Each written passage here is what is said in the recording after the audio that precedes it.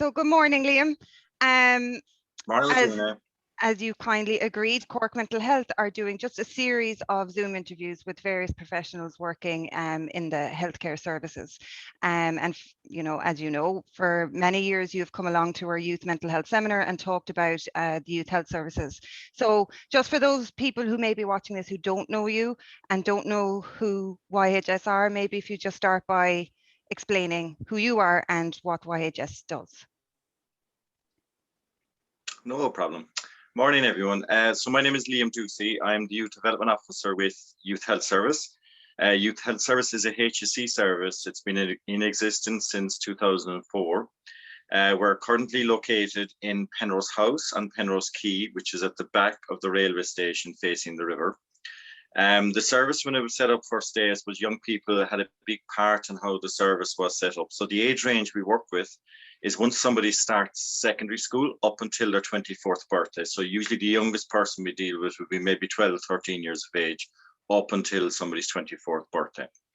And back in the day, young people decided on the name for the service. So they wanted it called what it is. It's a health service for young people. So no fancy title, Youth Health Service. They also wanted the service to be a free service, so there's no charge for it. They asked us to put in free tea, coffee, and hot chocolate, so we did.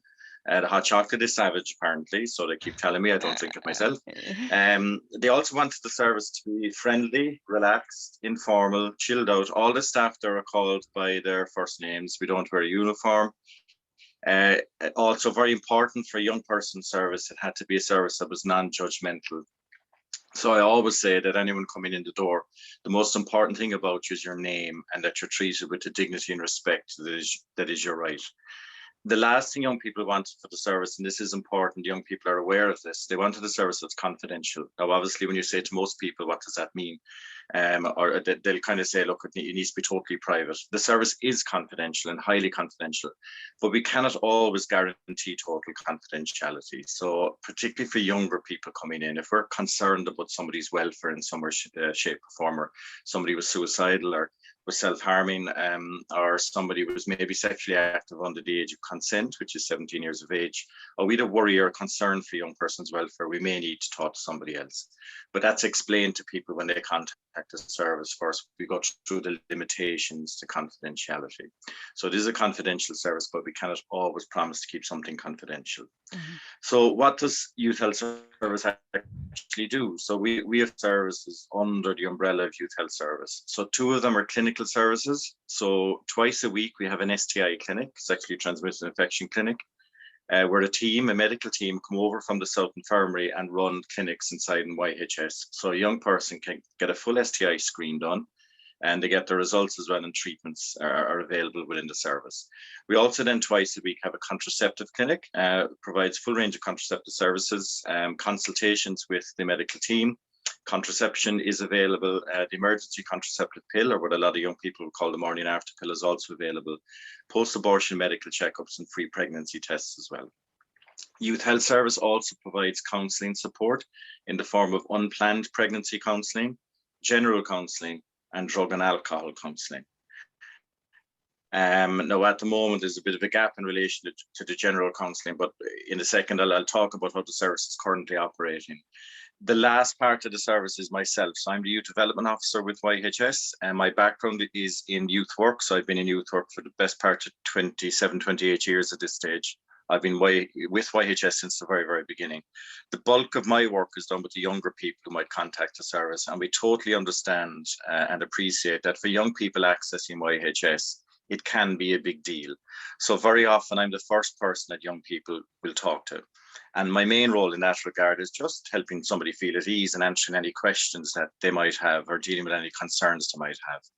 Within the service itself, I suppose I do a lot of the work with young people, particularly under the age of 18 years of age. I do a lot of support and information in relation to sexual health, answering all those awkward questions that people might have or feel they can't ask anybody else.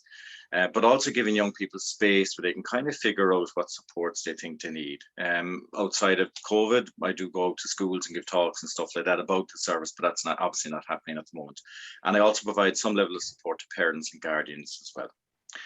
So that's my kind of role inside in the service. I'm the person who connects young people in then with all of the other services inside in YHS.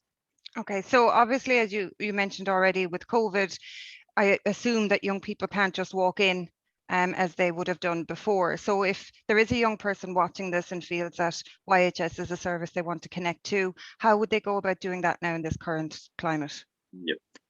It's a very important question because obviously it's these times are difficult for everyone. So some of the services, the clinical services I mentioned, the medical services are operating at the moment inside in YHS. We're encouraging people not to simply just walk in because obviously we have to manage our waiting room very, very carefully and the numbers that are in there. So what we're asking people to do is, if they are concerned in any way, shape or form, is to simply pick up the phone and make a call to Youth Health Service. So the number is 076 108 4150. Now that might sound like a strange number. It's not a mobile number, it is a landline number, but a lot of HSE services and banks as well, I think, have 076 numbers. So yeah. 076 108 4150. We say to young people, and we do appreciate sometimes people are nervous about talking on the phone. If you get the answer machine, simply leave a message with your name and your telephone number, and a member of our clerical staff will get back to you. And what they're actually doing is that any calls that come in, then they're being screened in the sense of who's the best person within the YHS team can talk to that young person. So each situation has been taken on a case-by-case basis. So for younger people phoning in, it might be myself, they'll be put through to, we'll always phone somebody back. So if somebody leaves their number, the appropriate member of staff will contact them back. Or if it's in one of our medical team, obviously then one of our medical team will phone back. So that's the best thing at the moment is for young people simply to phone the number. If they don't get to speak to somebody immediately, just leave their name and telephone number, clear message, and we'll get back to them as soon as possible. Brilliant. Liam, thank you very much for taking the time this morning to explain the youth health services. And I think any young person watching this back is certainly going to benefit from it. And I hope it will take any nervousness that they did have about contacting you out, and there'll be more needs to do so. So thank you very much for doing that for us this morning. Not at all. My pleasure. Take care, Martina. And